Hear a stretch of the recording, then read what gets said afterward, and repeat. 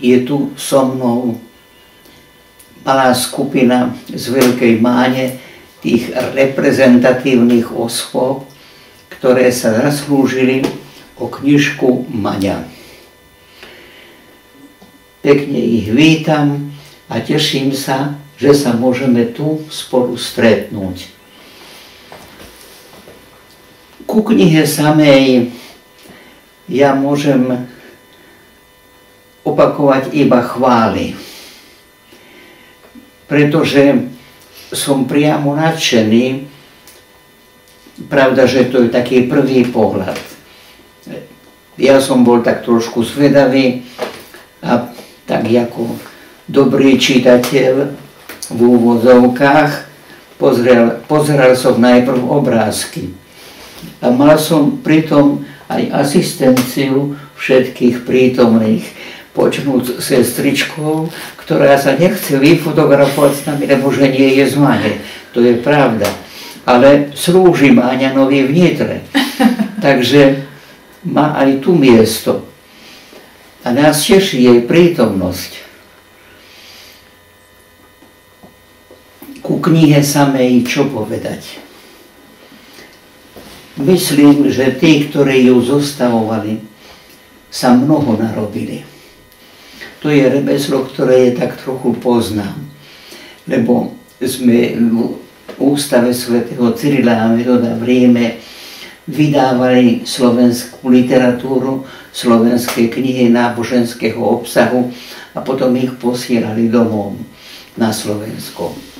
Takže viem, ako sa knižky rodia a viem, koľko to vyžaduje práce a takej koordinácie v práci, že jeden robí to, druhý robí hento, aby nakoniec tá knižka mala svoj tvar a aby sme mohli prezentovať potom jej posolstvo. Práve preto aj táto kniha, ja ju držím tak v rukách, pretože mi je vzácna. Táto knižka prináša ďalším generáciám z našej dediny posolstvo minulosti a posolstvo prítomnosti. Teda máme sa nad čím zamyslieť a máme sa čomu tešiť, keď na týchto stránkach pozorujeme fotografie, obrázky Veľkej Máne, radosné i menej radosné. To už tak v živote býva. A som rád, že kniha obsahuje aj také state, ktoré sú dosť utiahnuté. Alebo state, ktoré sú v našich dejinách aj trochu smutné. Napríklad z obdobia komunizmu. Ale to patrí do histórie. Takže dobre, že to tam zostavovatelia knižky dali a že poukázali aj na to, čo dobré aj za týchto čias sa v našej dedine vykonalo. Vidím, že to Božie požehnanie, ktoré som zvolával na autorov knihy, a ktoré je vyjadrené v úvode k tejto publikácii, že pôsobilo veľmi účinne. A preto im zo srdca blahoželám a teším sa, že tak pekne splnili svoju úlohu. Knižke by som len to želal, aby sa dostala do mnohých rúk. Aby si mladí pri pozeraní obrázkov a čítaní tých statí, ktoré sú tu uverejnené,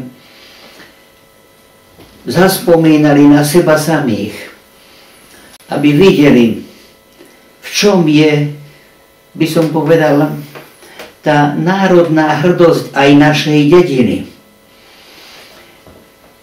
V úvode píšem, že Máňa je katolícka a slovenská. A všetci, čo sme tu, súhlasíme s tým. Lebo v našej dedine v tom čase, keď sa Máňa rodila a rástla, tak bola katolícka a slovenská. Potom sa z nej stalo tak všeličo.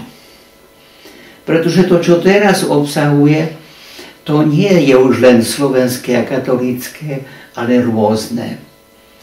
To je to, čo sme žili a dožívali aj počas komunizmu, počas toho obdobia, ktoré sme prežili.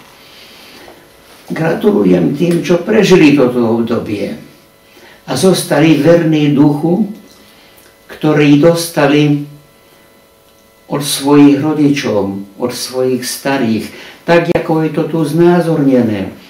Ja to len tak prehrňam teraz. Vidím tu mnohé tváre, ktoré som ešte aj sám poznal. A to je veľmi, veľmi obohacujúce a potešujúce, pretože vidím tú generáciu, v ktorej som aj ja rástol. To je generácia môjho kňazského povolania. Videl som tu napríklad divadelné hry.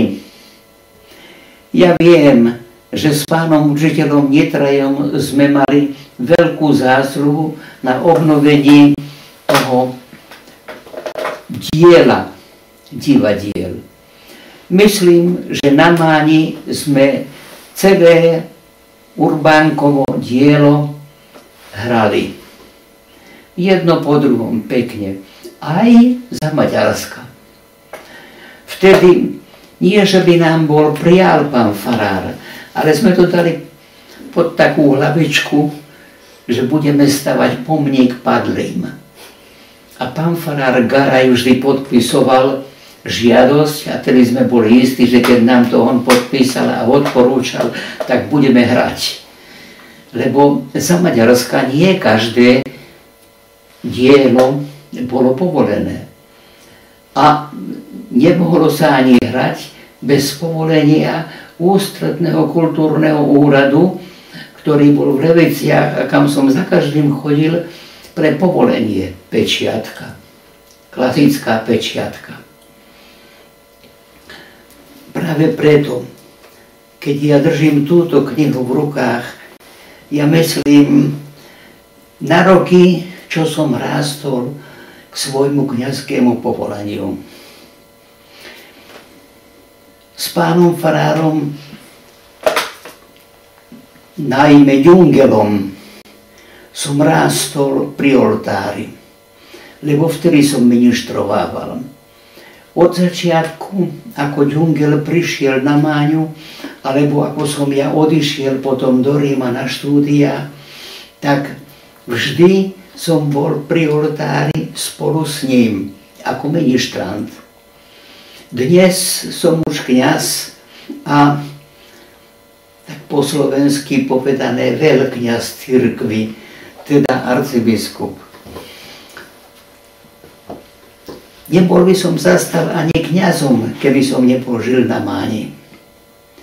Nebol by som zastal ani kňazom, keby som nebol mal rodičov, čo verili v Pána Boha. Chodili do kostola a vodili za ruku aj mňa.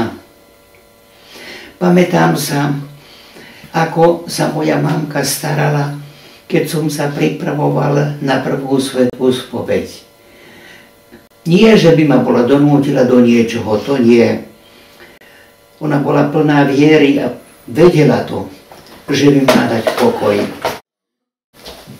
Ale pri tom všetkom sa starala, aby som aj ja to prvé stretnutie s eucharistickým Pánom Ježišom naozaj naplno prežíval a hlboko prežíval. Za to som ja vďačný rodičom, ale to je súčasne aj poukázanie na to, čo takáto výchova znamenala, alebo čo mohla znamenať.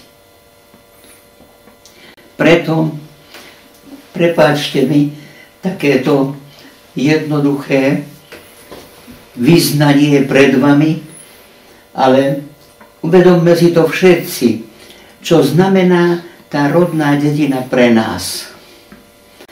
Neberme to na ľahko, lebo to je všetko.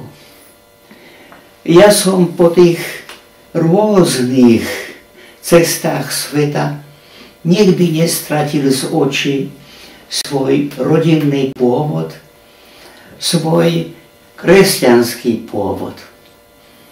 A nosím to stále v srdci.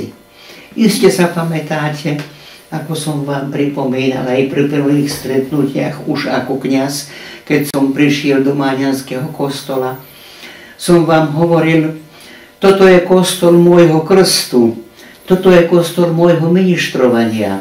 Áno, lebo tam som rástol. A čo nakoniec povedať? Len poprosiť Pána Boha, aby požehnal toto dielo, aby všetci, ktorí ho chytia do rúk, našli to poučenie, povzbudenie a obrátili sa srdcom k Pánu Bohu a k národu, ktorému sme žili a pre ktorý sme pracovali. Ďakujem pekne.